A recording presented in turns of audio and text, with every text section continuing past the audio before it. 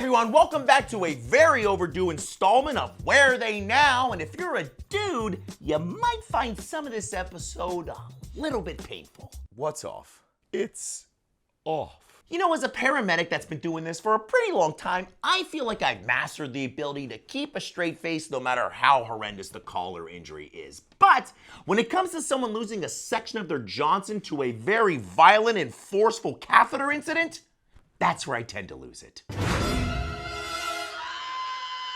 You see, catheters have a balloon at the end of them, so once they're in place, the balloon can be inflated so it'll remain inside of the bladder and then deflated once it's ready to be removed. But if you forget to deflate, an exploded hot dog is what you'll make.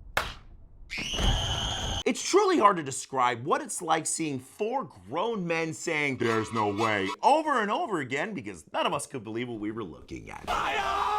But the good news is, it sounds like they were able to get this guy a full set of twig and berries again, and us as much therapy as we're gonna need. Then why are you covered in blood? My varicose vein exploded. I've seen people shot, stabbed, impaled with 8-foot lightning rods, bleed a little bit, but I've never seen someone paint their home like they're the Picasso of human lube, like someone who's had a ruptured varicose vein. Bam! Blood everywhere. You see, the hardest part of controlling a severe varicose vein bleed is you can't just use one tourniquet like you would in an arterial bleed. You need two. One to stop all the arterial blood from coming into the leg, and then another one to stop all the blood that's inside of the leg ejecting out of their varicose vein blowout. Woohoo! Big summer blowout? But thankfully, we were able to control the bleeding, get this guy down to the hospital, and then stare into the endless void, wondering when my leg veins would ultimately betray me, sending me into a lonely death.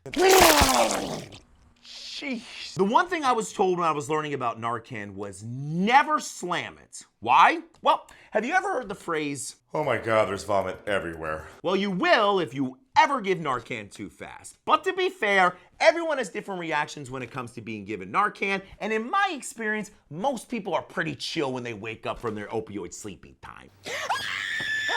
But from time to time, you're gonna get the joy of experiencing you and your entire ambulance being doused in whatever they had for their last 3 meals. But I'm happy to report that that person was dropped off at the hospital feeling fine, and I went back to the station, burned all of my clothing, and never looked at bologna sandwiches the same again. Try to catch me howling at the moon. You see, some catheters have a hot dog.